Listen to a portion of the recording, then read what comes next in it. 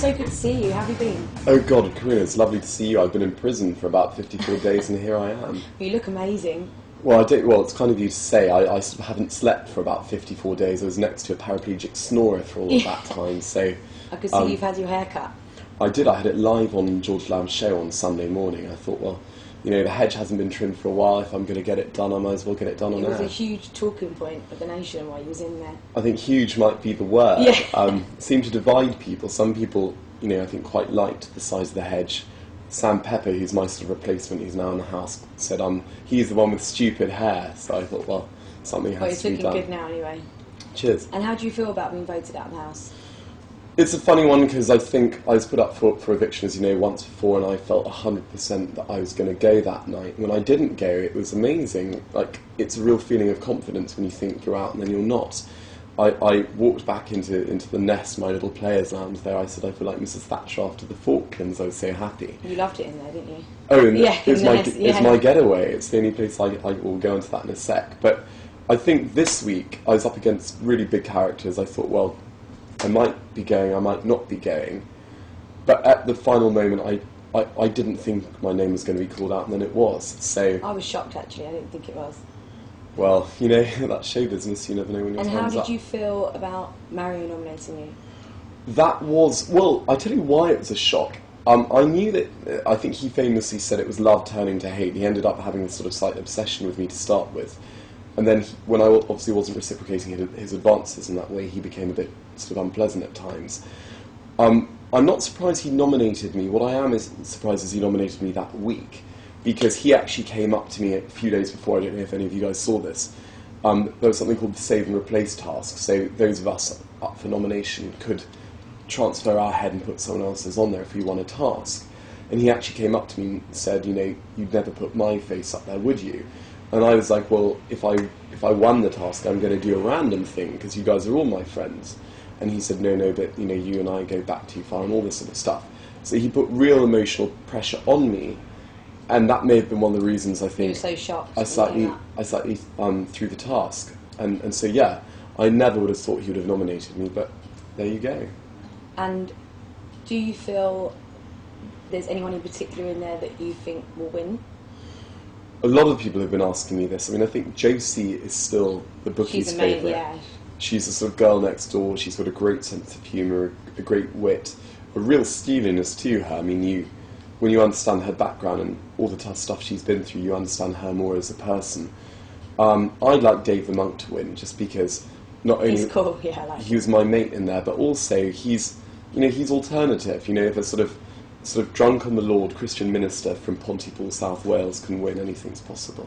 Yeah, you had a real flirtatious attitude in there. Was there anyone you had a real connection with, or was it? Well, I think I'm quite a flirty person generally. And I think that obviously got me in trouble a couple of times. I will be honest and say I did slightly fancy... Well, I fancied both Rachels, but the difference was the second Rachel sort of gave me the time of day and the first one didn't. I then slightly screwed it up, because then when Laura entered, everyone thought I was sort of after her, because I spent a couple of days chatting with her a lot. The truth of that was I saw her like a little sister, and she reminded me of a lot of my friends in the real world. But no, I mean, I was/am fond of Rachel. Whether I could cope with that voice at 4 AM, I don't know. Do you think when she comes out of the house there'll be anything there, or...? Oh God, I think you'd have to ask her. I hope we'll keep in touch. I hope we'll keep in touch with most... Do you think you'll keep in touch with all of them in there, or...? Definitely not all of them, because I think something I may have got right or wrong is that some people try to be equally friends with everyone. That's what Mario did. And as you know, in the real... showing their true self. Well, it's not only that, Corrina. As you know, in the real world, like, you can respect people, you can like people, but you're not going to equally have passions for everyone. You're not going to... And a few of them acted like that. Like John James always used to say, I don't want to nominate everyone. Everyone's my friend. Well, how can everyone be your friend? And do you feel that you've been part of history in there? Are you happy it was the last one that you went in for? I am proud of that. I had never really watched the show before. In all honesty, I had been really sceptical of the show. My family were like, you can't do this is trash beyond belief. I was like, I've done trash before, why not? I'm glad I'm part of the last... I'm glad I was part of the last ever Big Brother. The quality of the production has astounded me. Like, even though I found it really tough in there, even though I felt almost like I was cracking up a few times, as did everyone else, you always felt you were looked after. Psychiatrists and doctors were always monitoring you. Just the quality of the stunts and the tasks. I mean, to be part of that sort of television is a privilege. Did you ever feel like you were cracking up in the house? Several occasions. I had a couple of weeks in particular, about 3 weeks ago, where I had a really, really tough time. Unprecedentedly, there have been 4 walkers, and sometimes I would think, well, what am I doing here? I've got so much in the outside world, so many things there. But I just sort of thought, for myself, for my family, for you guys, I just thought I've got to keep going. Was there anyone that walked that you felt quite affected by when they walked out? Did you miss them a lot when they went? Well, interesting enough, Shabby was the first walker. Now, I had a very checkered history with Shabby because we had about 2 weeks where we just didn't get each other. We fought like cat and dog. And then I think we both sat down and we just thought we can't go on because it's draining both of us. And we're 2 individuals that are so different cosmetically. You know, she's a sort of squatting rebel, sort of lesbian hating the world, and I'm a lounge lizard that just lies back and wants to be, sort of tickled and fed. So in this way we're different, but in other ways we're very similar. I think we've both got a deep sense of right and wrong. We both love the arts. We both want to be artists in the real sense of the word. So after that we were absolutely fine, and I would never say we became proper friends, but when she left, I did miss her. Yeah. Because I felt we really understood each other. Do you think you'll see her again? I think I will when I least expect it. I think she and I, we both had trouble with this like contrived happy family thing in there. She said a lot of very funny things. I remember her sort of saying, "I just hate it. I hate this." She used to go like this, like, she used to say, "I hate this sort of everyone pretending they like each other, everyone pretending they're friends." And I don't get angry the way she does, but I sort of understood that too. So if I would never ask for her number with the production people, or she for mine. But we will see each other somewhere. Did you feel that anyone in the house had a real chemistry? Like John James and Josie? Oh, between... Yeah. Interesting enough, on the whole, no. I think Dave and I adored each other because basically we both felt fish out of water and we both had humour that got us through it, sort of politically incorrect humour. And a lot of those people, like Steve, the war veteran, he's a lovely guy, but a lot of, he didn't have a sense of humour. A lot of them couldn't really laugh. You actually said about your housemates not nominating him. Correct. Yeah. Because you felt they did it because he had a disability, or was that just? Yeah, I mean, to be fair, I probably wouldn't put it that starkly again. And obviously, you've got to be careful saying these things. Yeah, of course. I felt with him he was a sacred cow, and because I generally do respect him, and because on the whole I like him. I mean, obviously we're never going to be buddies because we're not similar people, but I think it's doing him a greater disservice to say, he's beyond nomination. And I think there was a lot of that. He assumed a leadership role that I don't think was his to assume. And I was the only one that challenged him, so I'm proud of that. And what were your lowest moments? Lowest moments? Probably the second big explosive fight with Shabby, which ultimately led to us making up. But that was awful, because what happened was I experienced mob mentality for the first time.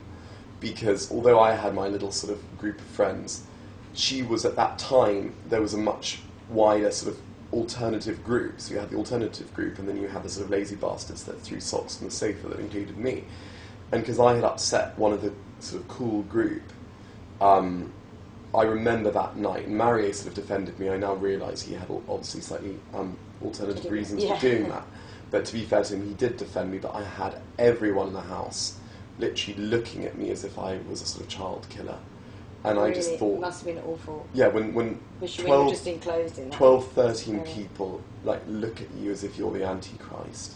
That was awful. And I remember the next day I had not had a night's sleep. You know what I'm like with my sleep. Yeah. I didn't have a wink of sleep. I woke up the next day, I was lying on the bed, obviously cameras absolutely everywhere. And I just wanted to cry, and I was almost so upset I couldn't cry. Did you ever want to go? Did you ever feel like just leaving? There were definitely days where I just thought, I want to walk out the door, this isn't for me. I've got my life, I've got music, I've got my friends, I've got a lot going on. Why should I? You got a great life outside. Yeah. The house, that's the thing. I did, and my friends are my life, and my music's my life, and I missed all that so much. But there was something holding me back. I wanted to prove something to myself that I could do it, and you did an amazing job. I think I have. Everyone loved you. Out for nearly 8 weeks. Yeah, it's fantastic. And what was your high points there? Oh God, high points. Was it constant? Well, no, there were a few definite ones. Second day, I obviously felt pretty low the first night because I came into a sea of booze. And that night I just thought I'd made the biggest mistake of my life. I actually thought of your mum. I thought Rosemary's going to be furious if I'm going to have to leave tomorrow, and she's going to say, you bastard, you've put us through PR men and everything else, and you've walked out. And I felt so crappy overnight. And then the next day I still felt crappy, but they took us up in the air for like a James Bond style lunch in the sky. Oh, but you loved in that. Tuxedos, and and they had sausage mash, my favourite food, served. So that was a plus point.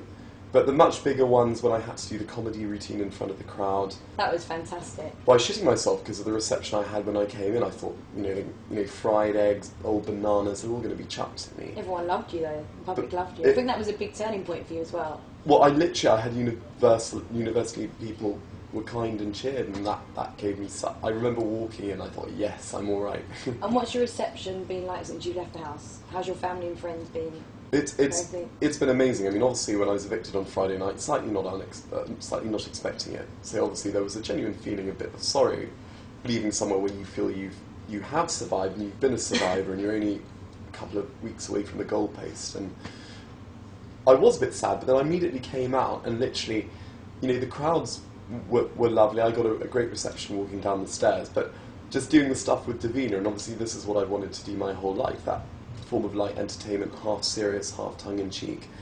That was great with Davina. She mentioned you loads on Twitter while you were Did in she? the house, yeah. Oh, wow, okay. Especially in the first few weeks, she loved you. She was always mentioning you. Oh, okay. Yeah. Oh, that's... You'll probably hear about that after. Got total I've always had respect for her, but that was great doing her show. What I love about her as a broadcaster and someone I would seek to emulate is she sort of she didn't give me she didn't soft-say me. She told me, she said to me, she thought that a sort of slightly bitchy comment I had made about Josie sort of did for me. And maybe that's true. It wasn't anything nasty, but it was, again, one of my tongue-in-cheek comments that maybe I shouldn't have said.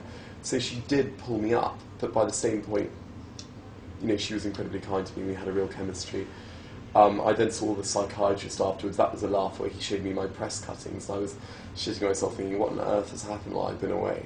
Then I opened it up. That's just the press, isn't it? But it was mostly quite nice stuff. Yeah. The worst thing that really made me piss myself was Big Brother Ben beat by Kinky Bishop for not attending Mass in The Sun or News of the World. And I just thought, if that's the worst, then I've done amazing. Yeah, exactly. And you did do brilliant.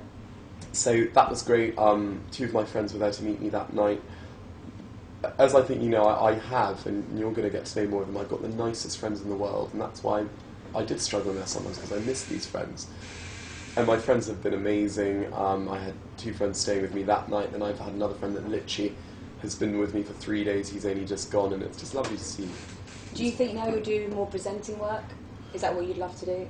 Oh, definitely, and that's what I hope. I mean, I was given my own sort of half show on Little Brother both on Sunday and yesterday. I had to do a great skit where I was lying on the sofa pretending I'd spoken to Dame Shirley on the phone, and I said, "Now look, I'm sorry guys, Dame Shirley's told me it's my show now, my show. This was your life, this is my life," something like that. And it was, obviously it's tongue-in-cheek and silly, but they were kind enough to let me do that, and I don't think they would have let me do that. Have you met Shirley Bassey before? I have. Oh, okay, I was there a couple of times before. Oh, fantastic. I'm sure you'll be loving to see her again. I got a message from her on Sunday's show. Oh, really? Yeah, oh, brilliant. That was quite cool. So I've always wanted to do presenting. If hopefully this allows me to do it, and that's great. Well, you're going to do great. You can see lots of good stuff coming out for you. Thank you.